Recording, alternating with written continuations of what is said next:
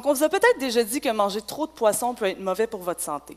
La cause de ça, c'est le mercure. Donc, le mercure, c'est un polluant qui peut se retrouver dans la chair du poisson. Si vous en mangez trop, il devient effectivement mauvais pour vous. Par contre, je ne sais pas pour vous, mais moi, j'aime ça le poisson. Est-ce qu'on devrait continuer à en manger vu le risque qui est posé par le mercure? Mais je vous rassure tout de suite, la réponse à cette question, c'est oui, parce que le poisson, c'est très bon pour la santé.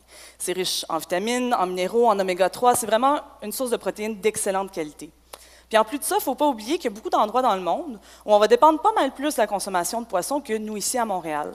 Donc si on réfléchit par exemple aux villes côtières ou aux communautés autochtones, où la pêche va représenter un pilier dans l'alimentation, mais dans ces endroits-là, la question du mercure, ça devient un enjeu de santé qui est très important. Donc, qu'est-ce qu'on peut faire si on veut pouvoir se protéger des dangers du mercure pour notre santé, sans se priver de manger du poisson, qui est finalement très bon pour nous? Mais pendant mon doctorat, j'essaie de trouver des méthodes que les consommateurs pourraient utiliser pour diminuer la quantité de mercure qu'ils absorbent du poisson. Donc, je travaille en laboratoire où je simule la digestion qui se passe dans le corps humain avec des produits chimiques dans des éprouvettes.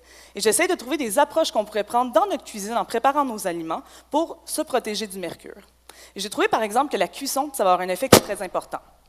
Donc, si j'ai un filet de poisson et qu'avant de le manger, je le fais cuire, je vais absorber seulement le tiers du mercure que j'absorberais si je mangeais ce même filet. La raison pour laquelle on voit cette diminution-là, c'est que lorsqu'on fait cuire le poisson, les températures élevées vont faire en sorte que les protéines dans la viande vont se replier autour du mercure, comme une cage. Et cette cage-là va empêcher une partie du mercure d'être absorbée par notre corps. Il va simplement être excrété avec nos selles. Donc la cuisson peut nous aider à nous protéger. Par contre, si vous me dites que vous préférez le poisson cru, vous êtes plutôt fan de sushi ou de tartare, j'ai une autre solution à vous proposer. Pendant mes travaux, j'ai aussi identifié le thé qu'on achète en magasin comme contenant des molécules qui peuvent lier le mercure très, très fort, comme un aimant.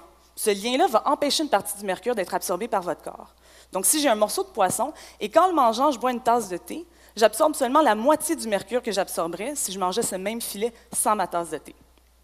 Donc, évidemment, les résultats dont je vous parle aujourd'hui ont été trouvés en laboratoire. On doit encore les tester, les valider chez les êtres humains, mais ça nous montre qu'on est sur des pistes très intéressantes pour offrir aux consommateurs des outils pour qu'ils puissent se protéger du mercure sans se priver du poisson. Et là, pour terminer, si vous me dites que vous n'aimez pas le poisson cuit, vous n'êtes pas fan de thé, vous voulez pouvoir vous protéger, ne perdez pas espoir, j'ai une dernière solution pour vous. Dans le cadre de la fin de mon doctorat, j'essaie de trouver des bactéries qui pourraient changer la manière dont on absorbe le mercure. Si je parviens à en trouver, on pourrait éventuellement les ajouter à nos cocktails de probiotiques comme le yogourt. Ça pourrait être une autre façon de diminuer la quantité de mercure qu'on absorbe du poisson. Donc finalement, vous préférez manger votre poisson en sushi, en fish and chip ou avec un probiotique, vous pouvez vous protéger du mercure sans vous priver. Merci.